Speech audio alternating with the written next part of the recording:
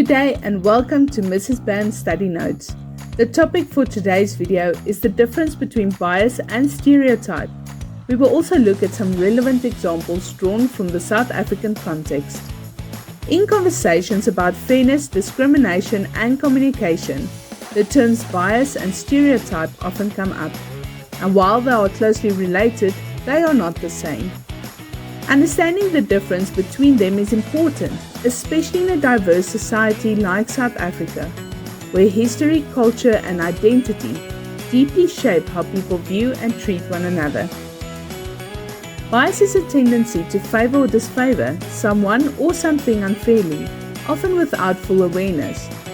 It can be explicit, which is conscious and intentional, or implicit, which is unconscious and automatic.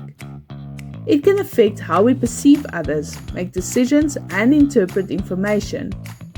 Bias can be based on race, gender, religion, age, language, social class, and other characteristics. For example, a hiring manager might unknowingly prefer job applicants who speak in a certain accent, assuming, without real evidence, that they are more competent or educated. This is an example of implicit linguistic bias, which is common in multilingual societies.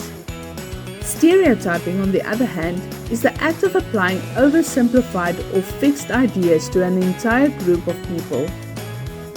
Stereotypes often arise from assumptions rather than facts, and they ignore individual differences.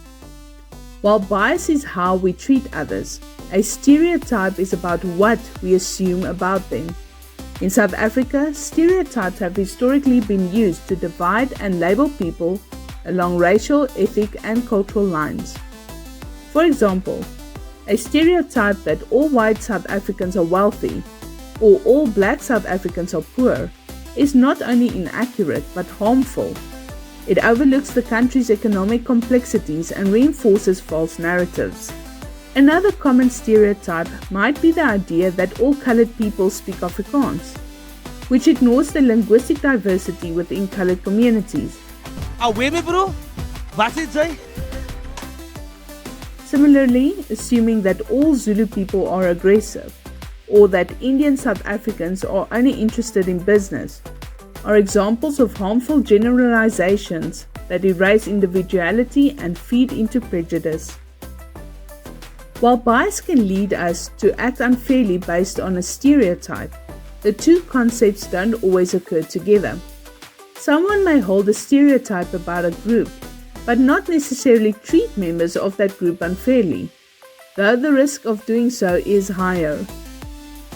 Conversely, someone might be biased against a group even without holding a specific stereotype, perhaps based on personal experiences or misinformation. Both bias and stereotyping can lead to discrimination, exclusion, and misunderstanding. In South Africa's multicultural and multilingual society, it is particularly important to recognize these tendencies, question them, and actively challenge them. By doing so, we move towards a more inclusive and empathetic way of relating to one another, one that respects individual dignity rather than reducing people to simplified labels or assumptions. Changing bias, especially unconscious or deeply rooted bias, is not always easy, but it is possible with intentional effort, self-awareness, and ongoing learning.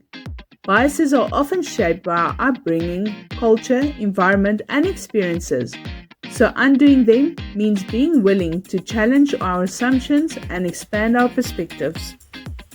We can do this by being self-aware.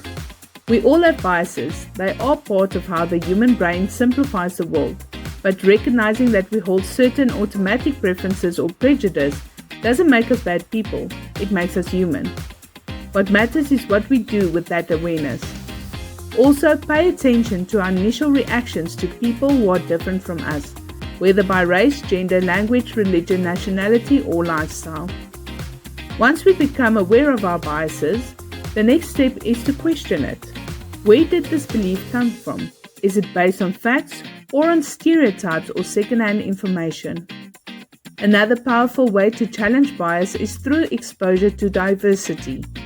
This could mean reading books, listening to stories, watching films, or engaging in conversations that reflect the lives and perspectives of people from different backgrounds. Empathy is also crucial. When we make an effort to see people as individuals rather than representatives of a group, we start to appreciate their uniqueness.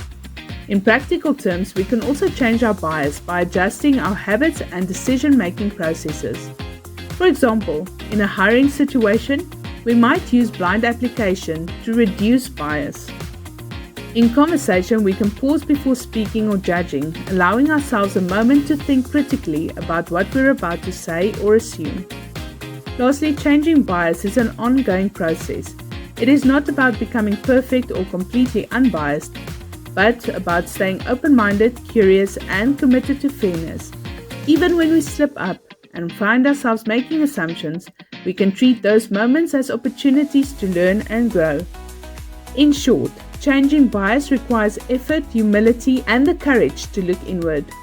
It starts with awareness, deepens through understanding, and becomes real through consistent action. The more we do this work individually or collectively, the more we create inclusive, respectful, and just spaces where everyone is truly seen and valued.